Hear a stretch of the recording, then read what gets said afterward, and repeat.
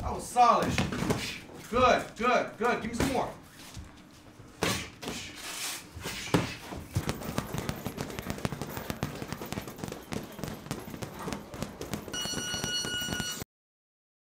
What fight are we at? 6? Yeah. Okay. 2 or 3. Okay.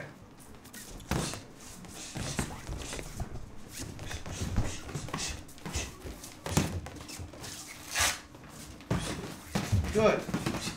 Good. Good. Good, Tyler. Move that head just a little bit more. That's a good counter. Body. Body. Body. Where's Probably the body 4 or at? 5 months Feel 'em. before Just their like that, Ryan. birthday. They said that's what they'd like to do is box.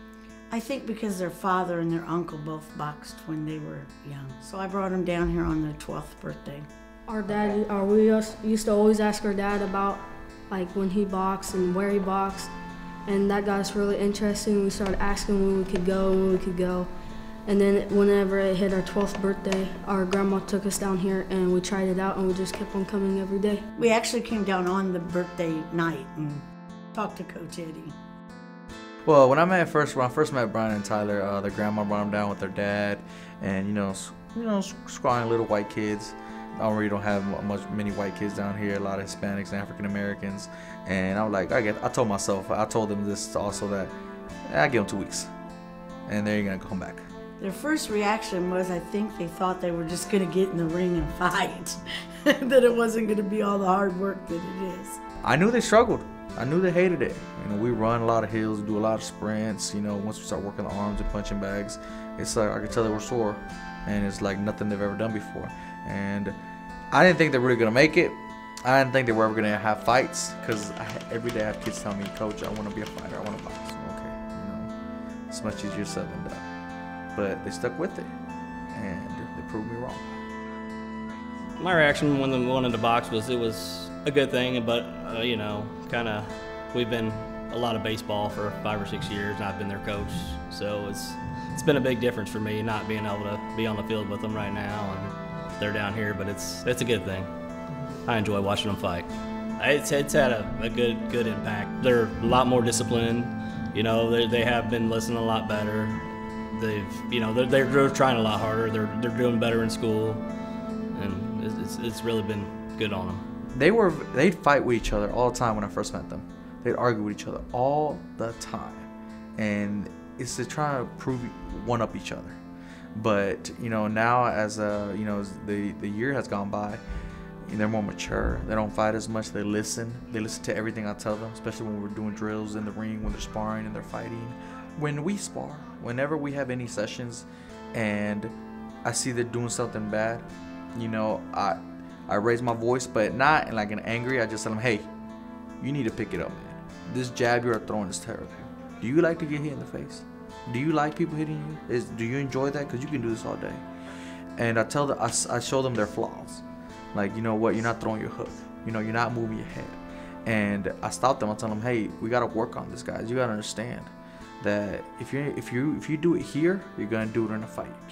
And I don't want you to bring your grandma, your parents out there to watch you lose. We're here to win. Coach Eddie stands up to him in a nice way.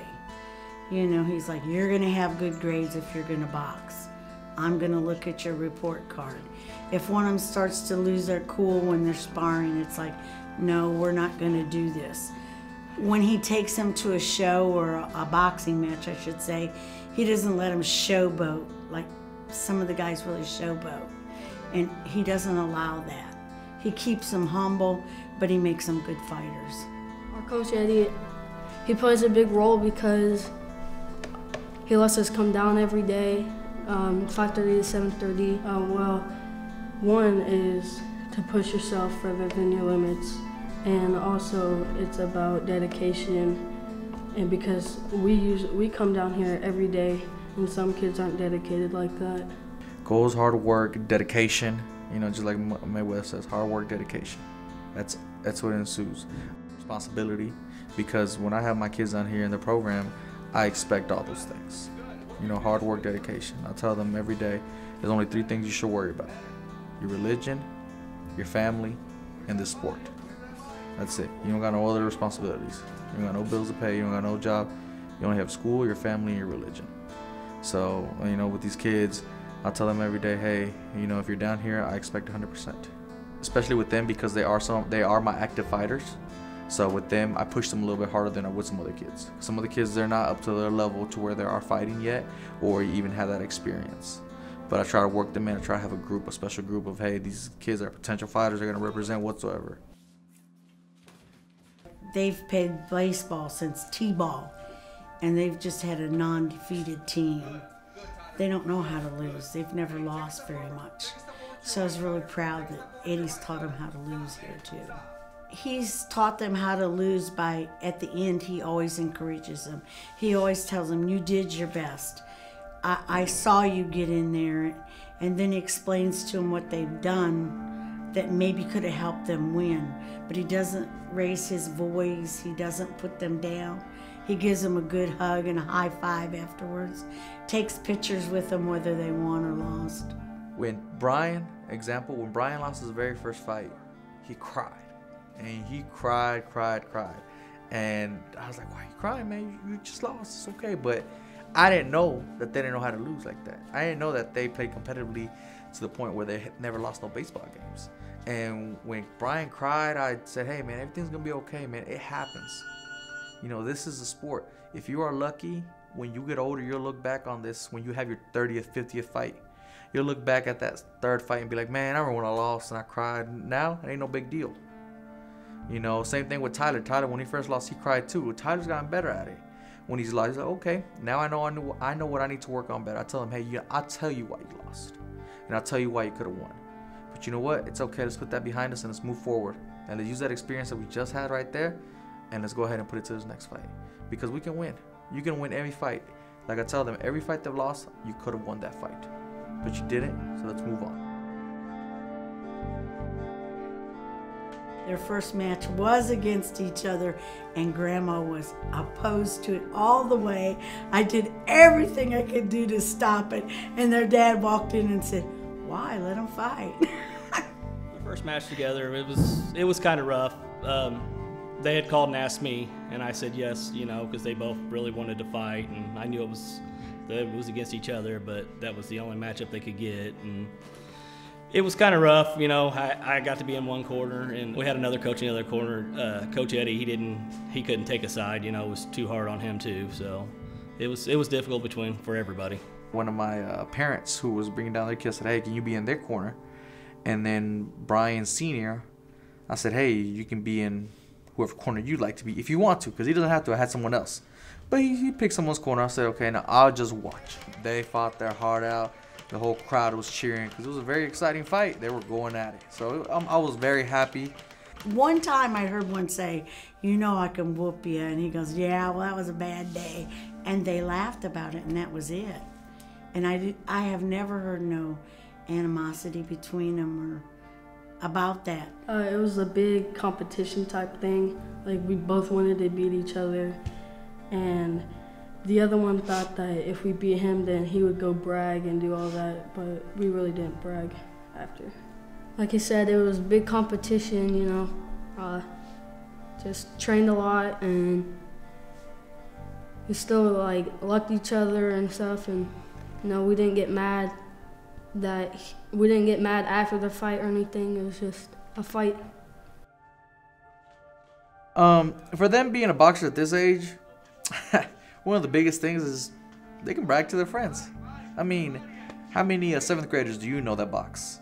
How many have you ever known that box? You know, these kids at this age, you know, they go to their school. Nobody boxes in their grade. Not a single one. Nobody go and actually competes. And these kids, Brian and Tyler, you know, they could say, hey, you know, I box, I enjoy it, and I think it gives them confidence. You know, confidence that they're able to say, you know, I box, I do this, you know, and I fight competitively, because they do fight competitively. So I think it gives them a boost, gives them confidence, it gives something to work for too. I think it's unique because they've caught on really fast, and they've really excelled pretty quick, and they've, you know, a lot of people talk about the twins this and the twins that, and it's pretty neat to see that, you know, their names is already getting out there at such a young age. they're good to the other one. Like if one loses, they still go out there with the other one with Coach Eddie and encourages them what to do and things, because they both go to ringside for the other one. They're very competitive with each other. So if one's doing better than the other, I can see the other one wants to push himself. But if one's slacking, the other one will tell them, hey, you need to pick it up. So they push each other, which is good, you know, and they each have their own identity though. You know, because when they first came, I know that being a twin is probably hard because, you know, they can't tell nobody apart, or hey, they think you're your brother, you're their brother, or whatnot. But they've developed their own identity, to each their own, and, you know, I think that's good for them.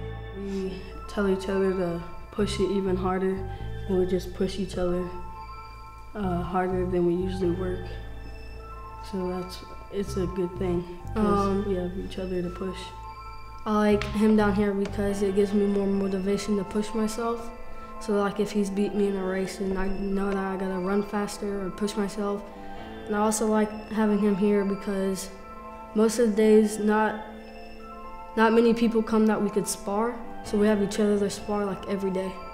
Their drive is just, it's anything. I mean, they excel at every sport they do, and they just can't take no for an answer, and they won't give up, and they try to succeed to the best that they can.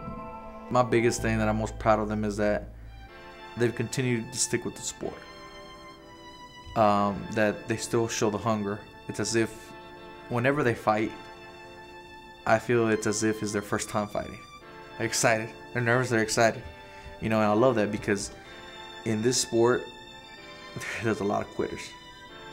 You know, there's kids that tell me every day, I want to be this, I want to do that, but you show 1 or 2 times at the gym and I'll never see you again. There's one kids that get their one fight and they never come back. So there's a lot of quitters that don't continue the sport, don't have the hunger, don't have that drive, you know, but they do. You know, they're here every day. Every day they're here. And even when I'm not open, they're still here. They still come help me volunteer, do something. You know, so I think they still have that hunger, because you can get burned out. So I would say that I'm so proud that they got that hunger, and that I've seen them grown up. I've seen them change as people. You know, they each have their own personality, and I see them getting more mature. You know, they're still kids. Still, you know, they just turned 13. They're teenagers, barely, but I see them growing.